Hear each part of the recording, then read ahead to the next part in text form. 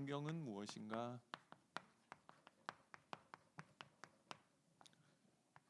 사무엘상 1장 15절, 디모데후서 3장 15절에서 19절 말씀 증거하겠습니다.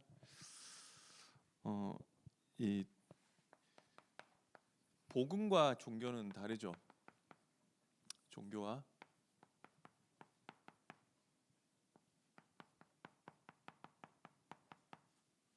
그래서 종교라는 것은 한마디로 이 내가 중심인 것이고요. 복음이라는 것은 하나님이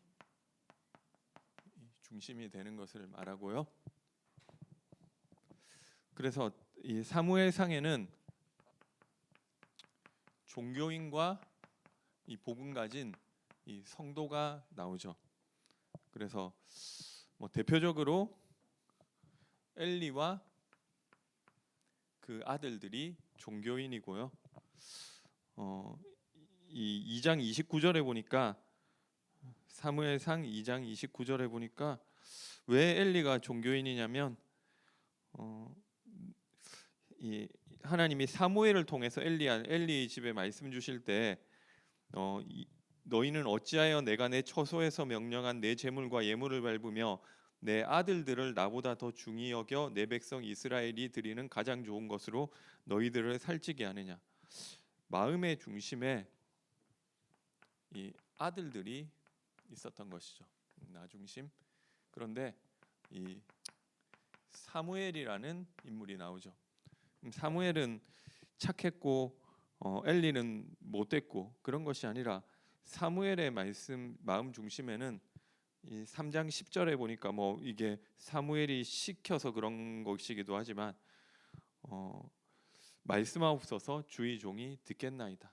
사무엘의 마음 가운데는 이 말씀이 있었죠. 그리고 또 이 언약궤 모신 성전에서 이 잠을 잤었죠. 그래서 이 여기에서 차이가 나는 것이고요. 그리고 사울은 못된 왕이었고 이 다윗은 착한 왕이었냐? 그게 아니죠. 사울 마음의 중심에는 이 왕위가 중요하고 사람이 어떻게 보느냐 이런 것들이 중요했고요. 그러면 다윗은 너무나 착한 사람이었냐? 그게 아니라 주의 종 사무엘이 전해준 말씀이 다윗 마음에 있었던 거예요. 딴 게 아니라 다윗의 마음에 늘 있었던 것이 언약궤 모실 성전, 왕 되자마자 그 이야기를 하죠. 그래서 이거 한 가지가 차이가 나는 거예요. 내 마음의 중심이 무엇이냐. 사울도 나름대로 열심히 했죠. 왕으로서 전쟁도 하고 사울이 왕 돼 가지고 아무것도 안 했다고 하는 것은 잘못된 이야기고요. 백성들이 원하는 전쟁을 사울이 직접 수행을 하고요. 여러 가지를 했지만 뭐 때문에 했느냐면 그 중심이 중요한 것이죠. 그러니까 이게 하나님하고 안 맞는 것이죠. 그러니까 한나는 어떻게 보면 이 중심이 바뀌는 사람인데 원래는 나도 아들. 그러나 하나님 바라보고 기도하다가 중심이 그렇지. 아들이 문제가 아니라 하나님이 이 시대 살릴 나시린을 원하는 거 아니냐. 그 내 소원에서 하나님의 소원으로 바뀌는 하나님과 심정이 통하는 그 일이 기도하던 중에 한나에게 일어나게 된 것입니다.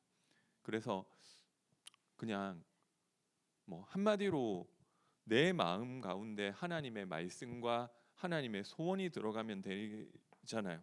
그래서 우리 신앙생활은 다른 것이 아니라 하나님의 말씀 붙잡고 말씀 인도받으면서 말씀의 성취를 보는 것이 신앙생활이라고 할 수 있는 것입니다. 그래서 어려울 게 없죠. 그러면 무슨 말씀을 붙잡느냐고 했을 때 이 복음의 말씀을 붙잡는 것이고 이 강단 말씀을 붙잡게 되시기 바랍니다. 그렇게 하고 오늘은 성경에 대해서 좀 말씀드리도록 하겠습니다. 기독교 역사상 이 가장 신학적인 공격이 어디에 있었느냐면은 성경이 어떤 것이냐에 대해서 있었죠. 결국 이 자유주의냐 신신학이라고 하는 것들이 우리가 이 막 경계해야 된다고 보수주의 교회랑 신학교에서 이야기하는 이유가 성경 자체가 하나님 말씀이 아니고 이전에 있었던 이 복음의 동서 있었던 이 많은 책들과 다른 바 없는 인간적인 책이라는 것을 이야기하면서 이 성경의 하나님 말씀으로서의 권위를 떨어뜨리는 것이죠. 이 성경에서 말하고 있는 이 진리가 하나님이 주신 절대 진리가 아니라 어떤 시대 사람들한테는 맞는 이야기고 어떤 시대 사람들한테는 받아들일 수 없는 이런 상대적인 책이고 그냥 지식 정보를 수준으로 이 몰락시키고 있는데 그 문제점이 있는 것입니다. 그래서 19세기 초에 엄청나게 많이 이 자유주의 진영과 보수주의 진영에서 이 성경이 진짜로 하나님 말씀이 맞는지에 대해서 계속해서 싸웠죠. 그러니까 다짜고짜 그냥 믿으면 되는 거기는 하지만 안 믿는 사람 믿게 하기도 힘들고 믿는 사람 또 안 믿게 하기도 힘들다는 거죠. 결론적으로 이 성경을 하나님 말씀으로 받을 수 있는 것은 하나님의 은혜라고 생각합니다.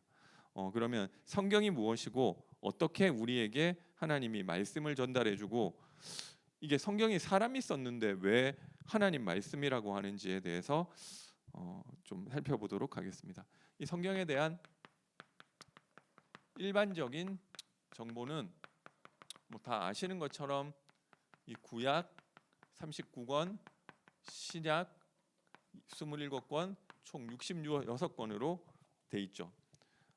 이 뭐 모세나 바울 같이 한 사람이 여러 권을 쓴 것도 있지만 실제로 성경 안에 66권을 누가 기록했는지 모르는 책도 많이 존재하죠. 처음에 나오는 이 창세기부터 신명기까지를 모세오경이라고 하는데 모세가 썼다고 하는 게 전통적 기독교 안에서 내려오는 이야기지만 실제로는 모세가 다 기록했냐 아니냐 이것 가지고도 좀 논란이 있죠. 왜냐하면 성경 66권 자체가 막 어느 한 시대에 한 편집자가 감수해서 쓴 것이 아니고 성경 또 기록 연대도 한 대략 한 1500년 정도 된다고 보거든요. 구약만 해도 한 1000년 가까이 쓰여진 거 아니냐. 뭐 신약도 한꺼번에 쓰여진 게 아니죠. 100년 가까이 쓰여진 거고 나중에 그 100년 가까이 쓰여진 게 또 한 또 편집되고 뭐 이런 과정까지 가면 한 200년 가까이 된다는 거죠. 그러니까 다 합쳐서 한 1500년 정도 이 정도의 기간에 이 40명의 저자들이 이 기록한 책인데 이거를 1000년 넘게 기록하다 보니까 당연히 사용되는 언어도 달랐을 것이고 이 배경된 문화도 다를 수밖에 없죠. 그래서 우리가 성경을 이해하는데 좀 일반적으로 이 부분에 대한 생각을 하고 봐야 되는 거예요.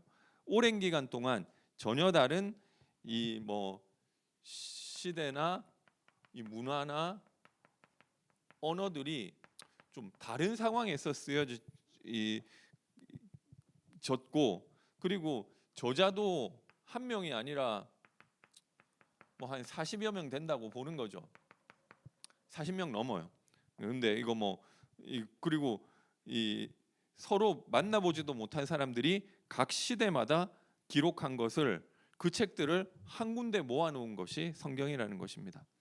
그러면 이 40명이 넘는 많은 저자들이 존재함에도 불구하고 성경이 이 한 묶음으로 왜 묶일 수밖에 없는 거에 대해서 이 신신학자들이나 자유주의자들은 어떻게 보느냐면 여러 시대 이 저자들이 각각 이 다양한 자기 문화와 사상을 가지고 썼기 때문에 그냥 이거는 특별하게 묶기가 힘든 그냥 묶여졌을 뿐이지 그냥 이 여러 가지 책들을 모아놓은 이 모음집이라고 보는 것이죠. 이것은 그래서 어떤 일관된 통일성이나 메시지가 있는 것이 아니고 다 다른 주제와 다른 이야기하고 있는 책들을 모아놓은 거다. 이거를 억지로 하나로 깨서 보려고 하는 것은 그 책 자체가 전달하려는 그 책 자체의 메시지를 놓치게 만드는 것이라고 이야기하는 거죠. 그게 합리적인 이야기예요. 뭐 생각해 보면 당연하잖아요. 신라 시대 때 살았던 사람이 조금 쓰고 또 조선 시대 때 살았던 사람이 조금 쓰고 뭐 고조선 때 살았던 사람이 조금 쓰고 뭐 이런 책들을 모아놨는데 그게 이 그러면 당연히 사상도 문화도 배경도 주제도 다른 게 당연한 거잖아. 이건 특별한 이야기가 아니라 일반적으로 성경을 봤을 때 성경은 그냥 여러 가지 책을 짬뽕으로 모아놓은 책이라고 주장하는 것이 이 자유주의 신학자들의 주장이죠. 그런데 우리는 이 성경의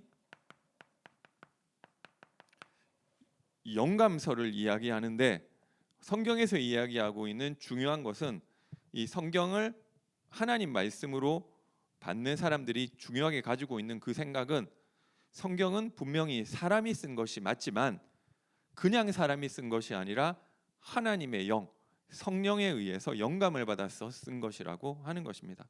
그래서 성경은 어떤 이야기가 있느냐면 이 이중 저자라고 하죠. 그 듀얼 오서십이라고 하는데 천 몇백 년 동안 쓰여졌다고 한다면 그 천 몇백 년 동안 어떤 한 시대나 한 사람의 사상이나 그 사람이 가지고 있는 지식에 매이지 않고 시공간을 초월해서 하나님이 감수하셔서 하나님이 최종 편집자로 모든 것을 쓰셨기 때문에 성경은 일관성을 가지고 있다고 주장하는 것이죠. 그러니까 저자가 두 명인 거예요.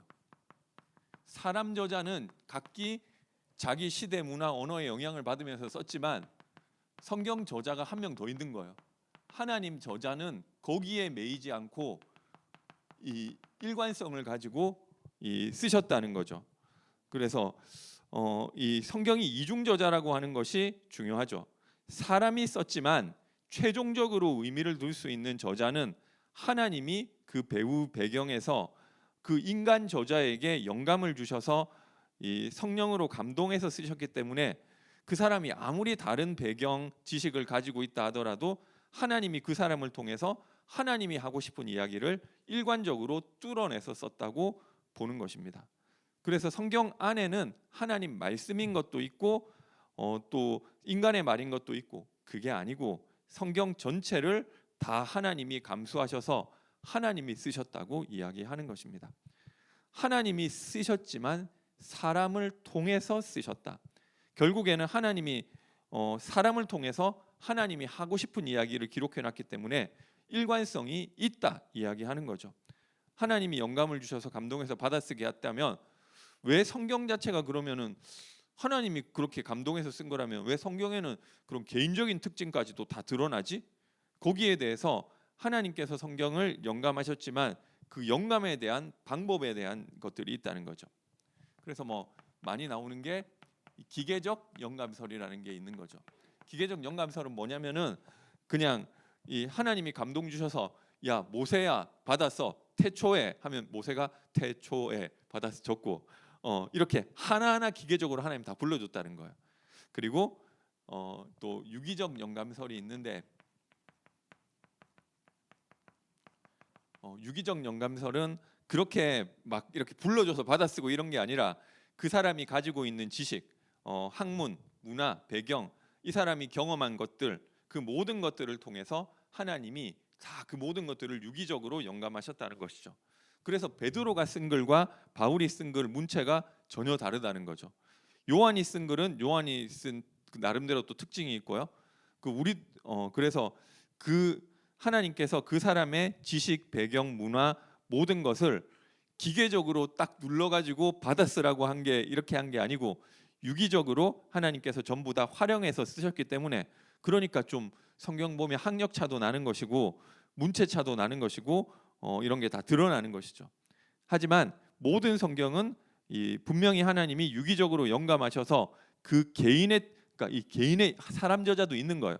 그 개인의 이 특징을 가지고 있지만 이 모든 성경은 다 하나님께서 성령으로 감동돼서 쓴 것이라고 이야기하고 있는 것입니다. 디모데후서 3장 16절에도 모든 성경은 하나님의 감동, 입김으로 불어넣은 것이다. 이 이야기를 하는 것이죠. 한 성경만 그런 것이 아니라 모든 성경이 하나님이 영감하셨다는 거죠. 디모데후서 3장 16절. 그리고 베드로 후서 1장 21절에도 보면 예언은 언제든지 사람의 뜻으로 낸 것이 아니요 오직 성령의 감동하심을 받은 사람들이 하나님께 받아 말한 것임이라. 이 구약에 있는 말씀도 그렇고 신약에 있는 말씀도 그렇고 사람이 임의로 한 것이 아니고 하나님이 성령으로 그들을 감동해서 쓴 것이라고 하는 것이죠. 근데 우리 개혁주의에서는 이걸 바다적으로 한 게 아니라 유기적으로 영감했다고 이야기하는 것입니다. 그리고 또 하나 생각해야 될 것이 축자 영감설이 있죠. 이거는 그러니까 이 모든 글자 한자 한자에 하나님이 영감하셨다는 거예요. 그게 결국 뭐랑 이어지느냐면 이 성경의 이 무호성과도 이어지는 것이죠. 하나님이 직접 글자 한자 한자에 다 영감했다고 한다면, 그런데 좀 이 부분이 좀 공격받을 수 있는 중요한 그런 것들이 되는데요. 이 축자 영감설, 성경 한자 한자를 하나님이 다 영감했고, 그래서 성경은 오류가 없다, 무호성을 이야기하려고 하면은 어떤 거랑 귀결되느냐면 이거는 결국 성경 원본이 무호하다는 거잖아요. 그러면 이 성경 원본은 하나님이 한자 한자 다 영감하셨고 그렇기 때문에 절대적 오류가 하나도 없다는 것인데, 근데 어디서 문제가 생기느냐면은 그러면 그 원본이 어디 있냐는 거예요. 그 이슬람교가 기독교 공격할 때 하는 말이 너네 가지고 있는 성경 그거 원본 맞아? 이렇게 이야기하는 거죠. 아니라는 거예요. 그러면 원본이 성경 원본과 너희가 가지고 있는 것이 똑같은지 안 똑같은지 원본 자체가 없는데 어떻게 아느냐 이렇게 물어보는 거죠. 그 원본이 그렇기 때문에 너희 성경은 이 원본도 없고 이미 전부 다 타락되고 오염됐고 오류투성이다. 뭐 진리도 왜곡된 뭐 그런 성경 가지고 있으면서 어떻게 진리라고 할 수 있냐 이 얘기를 하는 거죠.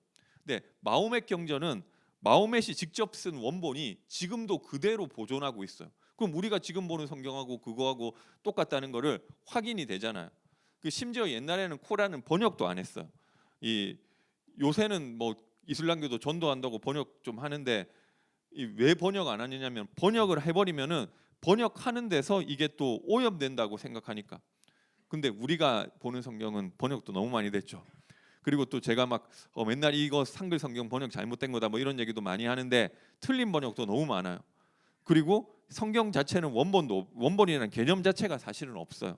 그러면 원본 개념이 없는데 모든 글자 하나하나를 영감했고 그렇기 때문에 오류가 없다는 단서를 하는데 이거는 원본이 그렇다는 거예요. 그런데 우리가 가진 성경은 카피본, 사본이기 때문에 한 글자 한 글자 오류가 없다는 말은 틀린 것일 수도 있는 거죠. 그래서 우리가 가진 사본은 오류가 있을 수 있다. 그러니까 이 축자 영감설에 대한 부분을 모든 성경은 하나님의 감동으로 됐다고 한 글자 한 글자 이 성경에 오류가 없다. 그러면은 여기에 오탈자 없냐고요. 그리고 문법적 오류도 없고 또 역사적인 것도 성경에 있는 역사와 실제 역사가 딱딱 맞아야 되고 그런 식으로 생각하는데 축자 영감설 성경의 무호성은 그 내용이 아니에요. 그래서 여기 더 중요한 것은 이 하나님이 모든 것을 오류가 없이 무호하게 우리에게 주셨다는 것은 뭐랑 연결을 되느냐면 성경의 명료성과 충족성과 연관이 되는데요. 이 성경이 무호하다는 것은 우리가 오탈자 하나도 없고 문법적으로도 완벽하고 역사적으로도 하나도 안 틀리게 어떤 사건은 근데 그 말이 아니에요. 성경에 보면 성경 자체적으로 무슨 그 유튜브나 인터넷에 요즘 그런 거 공격 많이 한다니까요. 그 성경 여기서는 이 말하고 이 성경에서는 이 말하고 저 성경에서는 저 말하고 어떤 게 맞냐? 성경 자체가 틀리네? 이런 식으로 얘기를 한다는 게 모순되는 부분도 있다는 거죠. 그런데 왜 무호하다고 하느냐? 그거 없는 게 무호성이 아니고 오류가 없다는 것은 이 성경을 하나님이 전수해 주셨는데 그리고 하나님이 또 우리는 번역까지 해가지고 각 나라 언어로 퍼지게 하셨죠. 왜냐하면 이해해야 되니까. 이 성경을 가지고 하나님께서 성령으로 깨닫게 해주시고 열어주시면 그 성경 자체가 개역 개정이 됐건 옛날에 개역 한글이 됐건 뭐 킹제임스 버전이건 NIV건 상관없다는 거예요. 이 성경 가지고 하나님이 택하신 자에게 성령으로 조명해 주시면 이 안에 있는 진리를 성경을 통해서 완전하게 정확하게 깨달을 수밖에 없도록 하나님께서 성경을 우리에게 전수해 주셨다는 것입니다. 여기 이 정도에서 그냥 멈춰야 돼요.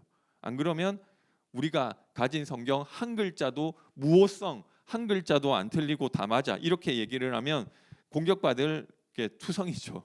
왜 공격받느냐면 첫 번째 원본부터 안 가지고 있어요. 그 원본이라는 개념이 성경에는 없어요. 이 안에 그런데 이 안에 오탈자가 있고 문법적으로 안 맞고 아무 상관없다는 거예요.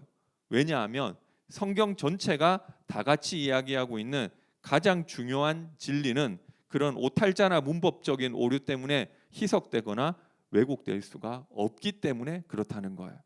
성경 안에는 또 옛날 문화에 있었던 그런 관습에서 나온 법들도 있죠. 좀 여자를 비하하는 것 같은 이야기도 있고요. 그렇기 때문에 이거를 어떤 사람들은 어떻게 성경으로 받아들일 수 있느냐? 하나님 말씀 아니라고 이야기하는데 그런 부분들이 그때 그 당시 문화적인 것 때문에 존재하고 심지어 성경에는 있는데 하나님 뜻 아닌데 성경에 기록된 것도 있어요. 예수님이 이혼에 관한 법률이 있는데 예수님 찾아와가지고 모세는 이렇게 모세 법에 이렇게 그 하나님 말씀에 그렇게 적어놓기는 했는데 그때 당시 너희가 악했기 때문에 그런 것이고 원래 하나님이 짝지어준 거 사람이 못 나누는 거다. 아니 성경에 있는데 그거 하나님 뜻 아니라고 예수님이 풀어주셨죠. 그러니까 사람이 범죄하고 사람이 인간 중심으로 생각하기 때문에 그래서 들어온 법도 성경에는 있다는 거예요. 그러니까 또 여자들이 보면 화나는 것들이 있죠. 그래서 그 페미니즘 신학이라는 것도 있어요. 너무 화난다고 하죠. 성경 보면 왜 하나님 아버지라고 하냐? 하나님 어머니라고 해요. 그 페미니즘 신학에서는 진짜 하나님 어머니라고 해요.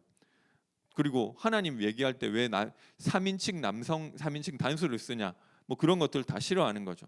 그런데 이 성경 자체에서 이야기하고자 하는 진리를 정확무오하게 전달하고 이 성경 안에 있는 모든 진리가 어떠한 비진리로 희석되지 않도록 하나님이 완벽하게 보호하고 완벽하게 전달할 수 있도록 우리에게 그렇지만 주셨다는 거예요. 그렇게 생각해야 돼요. 안 그러면 그 NIV 성경은 사탄이 만든 책이고 킹 제임스 버전만 봐야 된다는 그런 주장하는 사람이 있다니까요. 우리 교회 어떤 청년이 저한테 물어보더라고. 이렇게 얘기하는데 이 얘기가 맞니? 근데 맞냐? 근데 그 킹 제임스 버전만 봐야 되는 거 아니에요? 킹 제임스 버전을 보고도 진리를 못 깨닫는 사람이 있고 NIV를 보더라도 진리를 깨닫는 사람이 있다는 거예요. 이 성경에서 이야기하고 있는 진리 자체를 모르면 킹 제임스를 봐도 문제고 NIV를 봐도 문제인 것이고 이 성경을 통해서 하나님이 알게 하시고 열어주셔서 어떻게 적혀져 있든지 그것을 진리로 풀어내고 받아들일 수 있으면은 개역 개정을 봐도 괜찮고 히브리어 버전을 봐도 괜찮고 어떤 거 가져도 괜찮은 것이 성경이라는 거예요. 그게 성경의 명료성과 충족성이라는 거예요.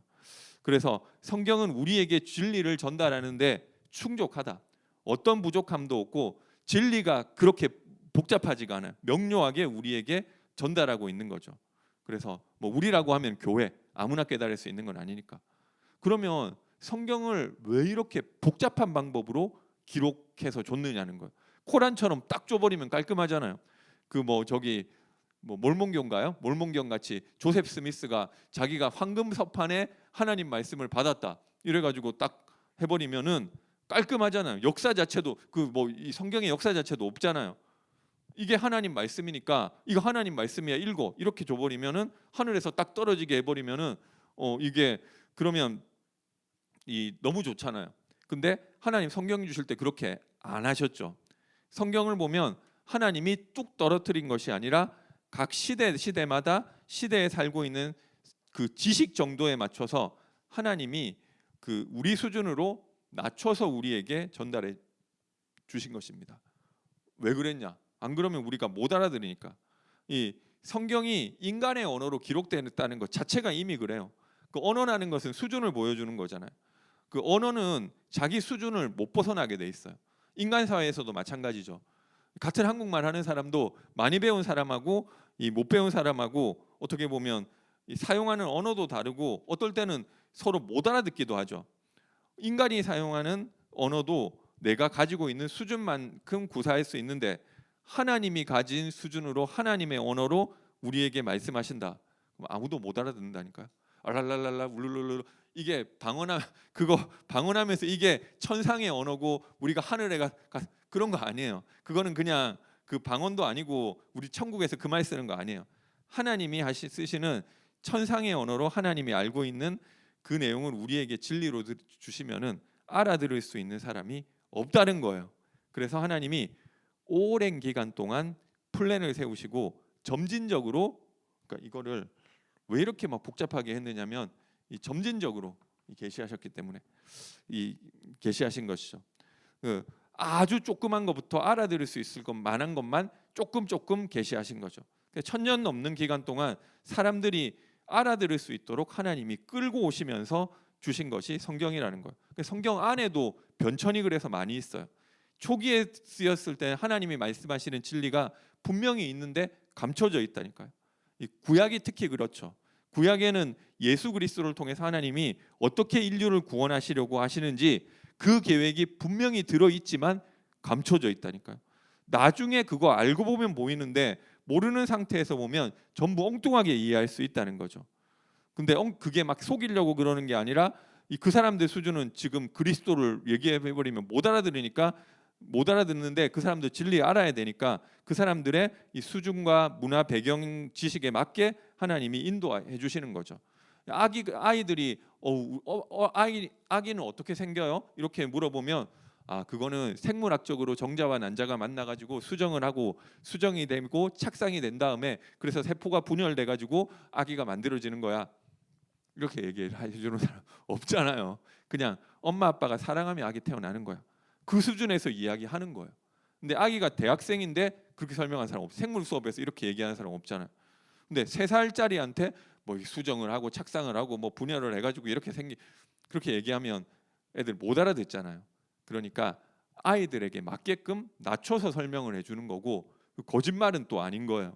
그 안에도 다 진실이 들어있는데 그 수준에 맞게끔 알아들을 수 있게끔. 우리 인간도 사람한테 설명할 때 그렇게 설명을 한다니까요. 그러니까 하나님이 인간 수준으로 완전히 낮춰서 알아들을 수 있도록 각 시대마다 알아들을 수 있을 만큼만 조금씩 이 점진적으로 계시해 주신 것이 성경이기 때문인 것입니다. 그 흔적이 창세기부터 말라기까지 쭉 나와 있죠. 그러다가 신약에 이르러 진짜 그 뜻이 무엇이었는지 그리스도를 통해서 싹 밝혀져 버리니까 그게 그 뜻이 아니었었는데 우리가 완전히 거꾸로 깨달았구나. 뭐 이게 바울 같은 사람들은 그렇게 깨달았잖아요. 성경이 이 이야기가 아니었었구나. 그때서야 비로소 알아들을 수 있었던 것입니다. 하나님이 우리 수준에 맞춰서 낮춰서 우리에게 맞게끔 전달해 주신 거죠. 그러니까 성경 안에서 업데이트된 부분들도 많이 있는 거예요. 뭐 옛날 지명은 지금 뭐 어느 개정되던 시대에 보니까 그 지명 안 쓰니까 그렇게 써가지고는 아무도 모르는 거예요. 그러니까 최근 사용하는 지명으로 업데이트한 부분도 성경에 있고요. 법과 문화에 따라 성경을 또 바꾼 부분도 있어요. 이게 막 레위기 민수기에서 나오는 법과 레위기 신명기에서 나오는 이 법들이 차이점이 있다니까요. 그러니까 레위기 민수기는 광야 생활을 해야 되니까 이렇게 얘기했다가 또 가나안 땅 들어가야 되니까 그때 지켜야 될 법으로 업데이트되면서 이 신명기에 좀 바꿔버렸죠. 그래서 성경 안에서도 발전하는 부분이 있는데 이게 모순이 아니고 각 시대마다 하나님이 그 사람들을 살릴 수 있도록 자신을 우리에게 이해되게끔 도와주는 어떻게 보면 하나님의 사랑이라고 볼 수 있는 것입니다. 그 수준에 맞게 전달해야 되니까. 그리고 성경에 원본이 없다는 것은 저자와도 관계 있죠. 모세오경 자체는 모세가 전부 다 쓸 수가 없어요. 그리고 모세가 전부 다 썼다 하더라도 이게 1000년이라는 기간을 거쳐오는 동안 좀 업데이트가 되기도 하고 이해 안 되는 부분에 설명도 들어가고 그러니까 막 좀 이렇게 하면 좀 신학적으로 바꾼 것도 있어요. 예를 들어서 이 성경 자체는 이 구약만 보면 마치 삼위일체 하나님이 아니고 유일신 사상인 것처럼 이야기하는데 근데 성경 전체를 가지고 또 삼위일체 하나님이 맞구나라고 보면 구약부터 보면 또 그런 흔적들이 많이 있다는 거죠. 그리고 뭐 사탄, 귀신, 천사에 대한 것도 구약의 내용과 신약의 내용이 좀 다르게 이야기하고 있는 부분들이 많다는 거죠. 그리고 이 영적인 세계에 대해서 좀 많이 이야기하는 게 그 바벨론 페르시아 시대 때부터 많이 이야기하는 거죠. 근데 그때 이 왜 그러냐면 그때 여러 종교에서 영계에 대해서 이 생각하고 관심을 가지고 그런 부분들을 얘기했기 때문에. 근데 그거는 다른 종교에서 이야기하는 천사, 사탄, 귀신 이런 거는 진리는 아니죠. 가짜로 가지고 있는 것이지. 그런데 거기에 대한 관심과 이론들이 있으니까 사람들이 믿고 있는 이런 거짓 진리가 발달할 때 진짜 영적인 세계가 어떤 것인지 그때부터 설명을 해준다니까요. 사람들이 이 그게 또 그리스 헬라 시대로 넘어오면서 신약 성경에는 구약 성경보다 그런 부분들이 훨씬 더 많이 녹아 들어가 있는 거죠. 그러니까 구약에서 말하는 부분과 신약에서 막 구약에서는 소돔과 고모라 때 막 사람들이 천사랑 관계해야 되겠다 얘기를 하는데 신약에 와서 보니까 천사가 영적인 존재고 뭐 이렇게 우리가 결혼하고 이러는 존재가 아니고 동침하거나 할 수 있는 존재가 아니구나 뭐 이런 것들이 뭐 나오는 거잖아요. 성경 그러니까 이거는 이 소돔 고모라 사건을 전달하려고 하는 것은 이 천사론을 이야기하려고 하는 것이 아니고 아니라서 그런 거예요. 그래서 성경 자체가 가지고 있는 이 변하는 것들이 계속 있다는 거, 발전한다는 거예요. 그래서 그리고 많은 학자들이 성경이 계속 전수돼서 내려온 게 아니라 중간에 성경이 싹 다 없어졌다고 하잖아요. 이게 그리고 아마 에스라 때 대폭적으로 개정되지 않았을까 이렇게 많은 학자들이 이야기해요. 이 성경 자체 기록에 보면 봐도 성경이 다 없어졌다가 요시야가 성경책을 발견하고 이런 말씀이 있었구나라고 막 가슴을 치면서 성경 말씀대로 개혁을 하잖아요. 근데 그때 보니까 또 너무 안 맞는 것들이 있어서 학사 에스라를 통해서 이 성경 자체에 대한 개정이 일어나고 그 말씀을 가르치기 시작하죠. 그러면서 성경 자체가 굉장한 업데이트가 일어났을 수 있는 거죠. 그래서 이 옛날에 우리는 그걸 모르는 거예요. 그래서 막 이 옛날 역사들이 그렇게 잘 기록돼서 내려오는 게 아니에요. 그렇지만 이 흔적들을 보면 성경 자체가 그대로 전달돼 내려온 게 아니라 이 뭔가 추가적인 것도 있고 덧붙여진 것도 있고 뺀 것도 있고 여러 가지 과정을 거쳐서 지금 완성본까지 왔지 어떤 한 원본이 있어가지고 그것을 계속 막 뺏겨가지고 온 게 아니라는 거예요. 그래서 이 구약 39권도 언제 확정됐느냐면 이 기독교에서 한 게 아니라 유대교에서 1세기 말 90년대경에 얌리아 회의를 해서 거기서 이 39권을 하나님 말씀 정경으로 이걸로 마친다라고 정해버린 거죠.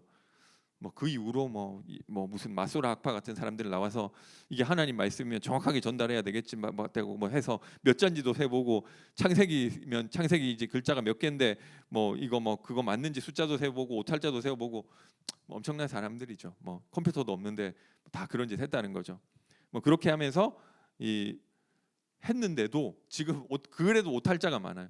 그래서 그러면 지금 우리가 가지고 있는 성경은 뭐냐? 우리는 그 어떤 성경을 가지고 있느냐, 어떤 본을 가지고 있느냐 그런 게 사실 없어요. 이 뺏겨 쓰는 사본들이 엄청나게 많다는 거죠. 근데 사본마다 똑같은 게 하나도 없어요. 그러면 어떻게 하냐? 다 대조해 보는 거예요. 태초에 하나님이 천지를 창조하시니라. 이게 한 98%야. 근데 태초에 하나님이 천지를 창조하셨다. 이렇게 돼 있는 게 한 2%나. 그러면 이거는 98% 이쪽이 원본이 맞는가 보다라고 사람들이 대조해서 정한 거죠. 이거를 하나하나 다 했다는 거예요. 모든 구절을 다 대조해서 비교해서 이게 아마 맞을 거야. 확률적 통계를 가지고 뽑아놨다는 거예요. 우리는 어떤 본을 보냐? 옛날에 그 옛날 사본하고 우리가 보는 거랑 똑같은 게 하나도 없어요. 전체 자료들 중에서 이 절은 이게 맞는 것 같고 저 절은 이쪽 사본이 맞는 것 같고 해서 짜집어 놓은 것이지 그 비교해서 막 그대로 한 책에서 뺏겨 쓴 그런 게 원본 자체가 없다는 거예요. 이게 그러니까 원래 없죠. 예수님 당시에도 없었어요. 예수님 당시에도 뭐 예수님 당시 성경이 안 내려오다가 사회사본이 발견돼서 보니까 그 당시에도 뭐 이 막 크게 사본이 다 다른데 크게 세 그룹이 있었대요. 그러니까 뭐 이게 뭐 이 우리랑 보는 거 다른 거죠. 예수님 봤던 성경 사도들이 봤던 성경과 우리들이 본 성경 다 다르냐? 당연히 다르죠. 그 사람들 70인역을 봤는데 70인역도 다 달라요. 이 똑같은 게 없다는 거죠. 그래서 이 누가 그래서 이런 것들을 좀 통일해야 되겠다고 생긴 게 그 1세기에나 그렇게 됐다는 거죠. 그래서 막 성경 자체가 우리가 생각하는 것처럼 깨끗하게 전달된 게 아니라 이거 역사를 보면 이거 하나님 말씀 맞아라고 생각할 만큼 굉장히 지저분하게 우리에게 내려왔다는 거예요. 그러면 예수님이 보고 있는 성경, 구약 성경과 우리들이 보고 있는 구약 성경이 다르다고 한다면은 왜 그들이 봤던 구약 성경도 하나님 말씀이고 분명히 다른데 우리가 보는 이 말씀도 하나님 말씀이라고 하냐? 다른 책을 가지고. 근데 그들이 본 성경 전체가 성경 전체가 주는 메시지를 그래서 캐논 1이라고 해요.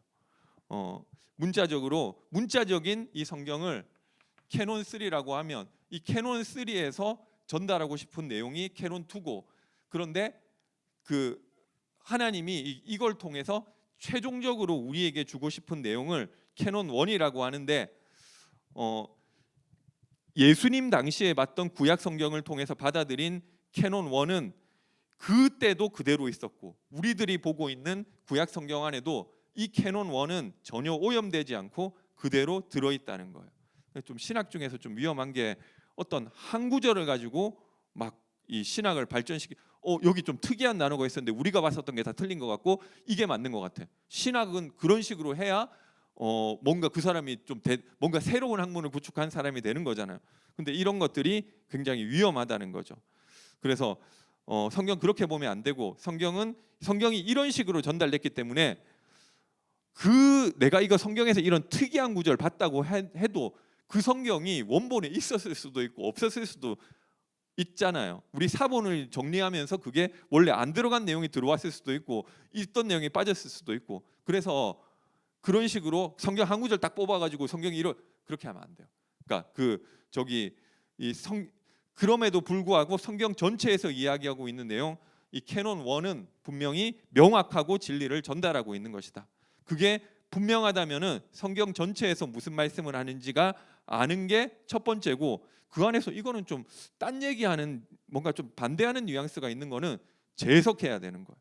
그래서 이 전체 진리에 맞춰서 그 하나를 가지고 전체 진리를 무너뜨리는 것이 아니라, 있잖아요. 율법을 지키라고 준 것이 아니고 하나님이 율법을 통해서 진리를 알고 죄인임을 깨닫게 하려고 줬다가 성경을 전체를 보니까 그 내용을 알게 됐다는 거죠. 구약만 보면 몰랐는데 신약을까지 다 봤을 때는 이제 내가 알았다는 거죠. 그런데 신약에서도 율법 지키라고 하는 것 같은데 그러면은 이런 부분이 나올 수 있죠. 그러면 그 부분을 어떻게 봐야 되느냐? 그러니까 그 구절이 있다 하더라도 전체 진리를 통해서 이 부분에서 왜 이 이야기를 하고 있나? 이 진짜 진의가 뭐냐? 이렇게 성경을 봐야 되는 것이죠. 그래서 왜 이런 복잡한 이야기를 해야 되느냐면 성경 전달 과정에서 우리가 가진 성경의 특징을 이해할 필요가 있는 거죠. 그리고 이 정경이라고 하는 것은 우리가 가지고 있는 66권, 그 외에는 더 이상 정경 하나님 말씀이 없다는 거예요. 신약 성경까지도 4세기에 완전히 파이널라이즈드, 완성이 돼 버렸어요. 그래서 그때부터 66권 외에는 더 이상 새로운 계시가 없다고 하는 거예요. 이것은 하나님이 전체 계시를 점진적으로 주셨다가 그 아들을 통해서 밝혀주시고 난 다음에 우리가 안 진리기 때문에 그 이후에 뭔가 새로운 진리가 필요 없다는 거예요. 이 새로운 진리라는 것은 기존의 그리스도를 통해서 최종적으로 밝혀주신 이 진리와 대적하는 어떤 새로운 진리가 있다고 한다면 그 가짜라는 거예요. 하나님으로부터 온 것이 아니라는 것입니다.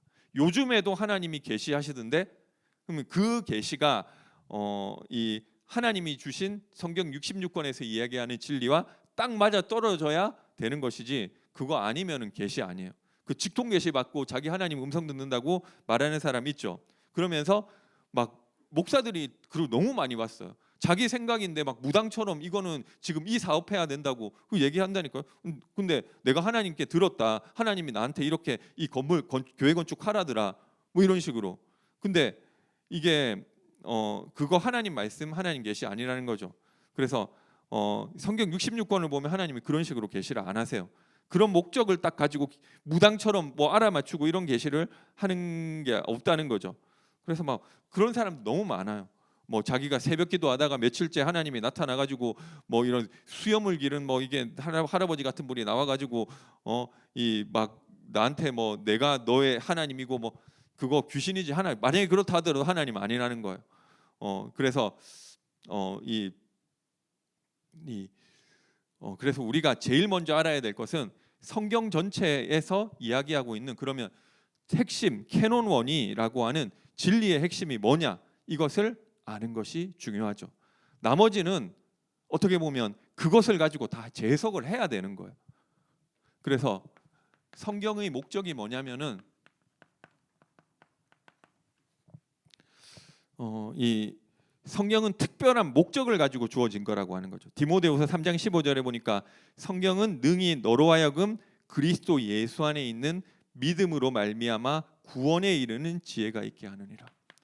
성경은 딴 책이 아니라 우리를 구원하는 책이라고 이야기하는 것이죠. 성경의 제일 목적, 구원에 이르는 지혜가 있게 하는 책이다. 우리를 구원하고 우리에게 영생을 주시기 위한 책이라는 거예요.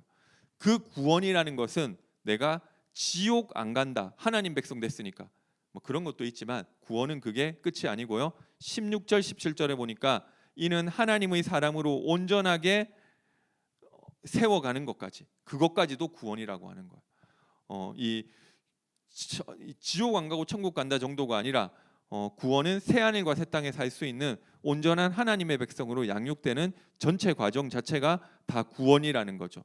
그래서 구원하기 위해서 주신 것이 성경. 구원 따로 성화 따로 있는 거 아니에요. 성화의 과정도 다 구원이라는 것이죠. 구원 받았으니까 이제 하나님 백성답게 잘 살아야 돼, 그 이야기 하는 게 그것도 잘못된 성화론이죠.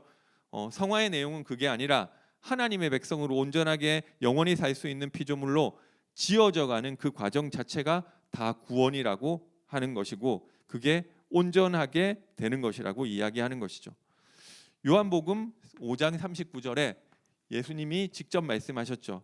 너희가 성경에서 영생을 얻을 줄 알고 성경을 연구하거니와 이 성경이 곧 내게 대해서 증언하는 것이니라. 영생을 얻을 줄 알고 성경 말씀을 보는데 그 영생을 얻을 수 있는 핵심이 뭐냐면 나에 대해서 증언하고 있는 것이기 때문에 나를 믿음으로 너희에게가 영생을 얻게 하는 책이라고 이야기하고 있는 것입니다. 요한복음 20장 31절에도 오직 이것을 기록하면 너희로 예수께서 하나님의 아들 그리스도이심을 믿게 하려 하며, 왜 믿어야 되느냐? 너희로 믿고 그 이름을 힘입어 생명을 얻게 하려 함이라. 성경책은 다른 거 아니 뭐 성경 가지고 뭐 이 창조과학 얘기하는 뭐 그 맞는 것도 있고 안 맞는 것도 있어요. 그 중요한 거 아니고요. 이 딴 거 하라고 준 책이 아니라 너희로 믿고 그 이름을 힘입어 생명을 얻게 하려 함이라. 이 구원의 목적 외에는 없다는 것입니다. 이거 가지고 막 성경 가지고 천사론 정리하라고 준 게 아니에요. 뭐 신학자들은 그렇게 할 수 있지만 그 성경 지식이 사실은 많을 필요도 없어요. 어떤 성도들은 우리 어떤 분이 계속 설교에서 똑같은 얘기만 한다고 하는데 똑같은 얘기 그 핵심적인 진리를 전달하면 똑같은 그게 훨씬 낫다는 거죠. 틀린 얘기 하는 것보다. 그래서 그 성경에서 이야기하고 있는 진리를 모르면서 성경 지식만 엄청 많이 가지고 있는 사람도 많다니까요. 막 성경을 그렇게 많이 봐가지고 이 율법적이고 인본주의적인 생각하고 있는데 막 성경에는 굉장히 다박한 사람 많죠. 그래서 다 신학교에서 자유주의 신학 뭐 이런 걸 가르치다 보니까 뭐 목사들도 그렇게 한다는 거죠. 그 사람들 뭘 가르치느냐면 우리도 예수님처럼 사랑합시다, 이웃 돕고 삽시다, 이런 사회봉사, 윤리도덕 이야기하는데 나쁜 이야기는 아니에요. 근데 그거 가지고 영생 못 얻는다니까요. 예수가 누군지를 설명하고 예수가 바로 너희를 구원하신 그리스도고 그 사실을 믿어서 너희로 영생 얻게 하려 하는 것이 성경의 목적이라고 하고요. 요한일서 5장 13절에도 내가 하나님의 아들의 이름을 믿는 너희에게 이것을 쓰는 것은, 요한일서를 왜 쓰는지가 나오죠. 너희로 하여금 너희에게 영생이 있음을 알게 하려 함이라. 요한일서도 성경이지만 성경을 왜 썼냐? 너희에게 영생이 있음을 알게 하려 함이라. 왜 영생이 있냐? 하나님의 아들이 이름을 믿는 너희에게, 믿고 있기 때문에. 전부 다 그 이야기를 하는 거예요. 에베소서 1장 13절에도 그 안에서 너희도 진리의 말씀 곧 너희 구원의 복음을 듣고 진리의 말씀이 구원의 복음을 듣고, 구원의 복음, 복음이 좋은 소식, 기쁜 소식인데 기쁜 소식의 내용이 뭐냐? 구원. 그래서 성경을 통해서 구원 얻지 못하면 성경 쓰잘데기 없는 책이에요. 믿음의 결국은 영혼 구원이고, 구원 못 받으면 아무 상관없는 책이 되는 거예요. 어떤 윤리 지침서 이 정도로 그친다는 거죠. 그래서 성경 이해하고 해석하는데 이 부분을 제일 중요하게 생각해야 된다는 거예요. 그래서 이 성경의 명료성과 충족성이라는 것은 이 성경이 우리에게 구원과 영생을 주고, 영생이 무엇인지 알고 하나님의 백성으로 온전하게 자라나게 하는데 완전하고 충분하다는 것이죠. 그리고 명확하다는 거예요. 성경 모든 부분이 명확하지는 않은데 이 명료성이라는 것은 우리가 모든 성경을 명확하게 다 안다 이 이야기가 아니고 모르는 게 더 많죠. 그럼에도 불구하고 왜 성경이 확실하다고 이야기하느냐? 여기서 이야기하는 구원의 메시지가 너무나 확실하고 명료하고 복잡하지 않다는 거예요. 구원의 책이기 때문에 그 확실한 명료한 진리를 가지고 다른 부분들이 부딪히면 재해석해야 되는 것이지, 그 확실하고 명료한 진리를 타협할 수는 없는 것이죠. 그 성경의 장르가 뭐냐고 한다면은 좀 이상하죠. 여러 가지 뭐 역사도 있고 뭐 시도 있고 하니까. 그런데 한마디로 말하라고 하면은 역사책이에요. 근데 무슨 역사책이냐고 하면 그냥 역사책이 아니라 이 굳이 장르를 이야기하라고 하면 이 구속 역사책이라는 거죠. 창세기부터 계시록까지 전체가 하나님의 이 구원의 역사를 이루어가고 그 속에 그 내용이 무엇인지를 설명하고 있는 것인데, 그래서 이 성경을 이 구속 역사적인 관점에서 봐야 되는 거예요. 구속 역사적인 관점에서 보면 역사 기록에 역대상에서 이야기하는 거랑 열왕기에서 이야기하는 거랑 사무엘서에서 이야기 다른 거 있다니까. 그 왜 다른지도 그게 구속 역사적으로 보면 이해가 되는 것이죠. 그래서 이게 이 성경 전체는 이 구속 역사책이고 그것으로 이 모든 게 다 새롭게 해석돼야 되고, 성경의 시대 배경 언어 그래서 이걸 성경을 이해하기 위해서 성경 자체에서 이야기하고 있는 액면적인 내용을 이해하는 것도 필요하죠. 그래서 그게 그래서 성경 공부하는 것도 이 개역개정도 틀린 해석도 많고 하기 때문에 성경 공부하는 것도 조금 더 유리한 면은 있어요. 하지만 그런 것들을 우리가 해석해내는 것을 1차 해석이라고 해요. 이 액면 그대로 이 본문에서 뭘 이야기하고 있는지를 아는 것을 1차 해석이라고 하는데, 우리가 기독교인이 성경을 본다고 했을 때는 1차는 이제 이 액면에서 무슨 얘기를 하는, 표면적으로 무슨 얘기를 하느냐. 2차 해석은 그것을 우리가 이 구속사적 그리스도를 절정으로 하는 구속사적 관점에서 이게 어떤 의미가 있는지 이 새롭게 보는 것을 2차 해석이라고 하는 거죠. 그러면 1차 해석과 2차 해석의 차이가 있냐? 차이가 있죠. 그런데 또 통하는 부분도 있어요. 그러니까 하나님이 일부러 그렇게 표현해 놓으신 거죠. 그래서 이걸 연속성과 이 단절성이라고 하고요. 어떤 거는 완전 반전돼서 깜짝 놀라는 완전 거꾸로 이해하고 있었네. 이렇게 대반전도 존재하고요. 특히 이제 그리스도에 대한 내용들이 그렇죠. 그래서 이 성경을 읽고 해석할 때는 성경 전체가 전달하고 있는 이 구속 역사의 진리 안에서 1차적으로 이 본문이 무엇을 이야기하는지도 알아야 되지만, 그것을 전체 진리에 비춰서 재해석하지 않으면은 성경을 오해하게 되죠. 근데 성경 1차 해석조차도 틀리게 하는 데가 너무 많아요. 내게 능력 주시는 자 안에서 내가 모든 것을 할 수 있느니라. 근데 1차 해석도 안 되니까 하나님이 능력 주면 나는 서울대부터 붙을 수 있어. 기도하고 믿음으로 도전하면 뭐든지 가능해. 그 말 아니잖아.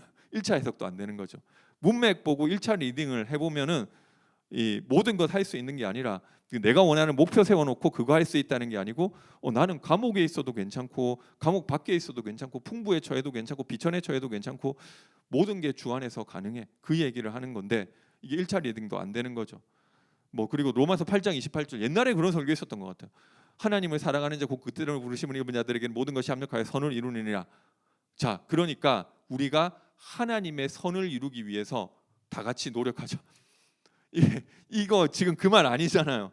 근데 이런 설교 옛날에 많이 있었다니까요. 완전 거꾸로죠. 내가 하나님하고 협력을 해가지고 같이 선을 이루어 나가자, 이런 식으로 설교 많이 했다니까요. 그 얘기가 아니라 내가 아무리 부족하고 능력 없더라도 나에게 생기는 좋은 일, 안 좋은 일, 그것까지도 하나님이 모든 것을 통해서 자기의 선을 하나님이 이루어 내신다, 그 말이잖아요.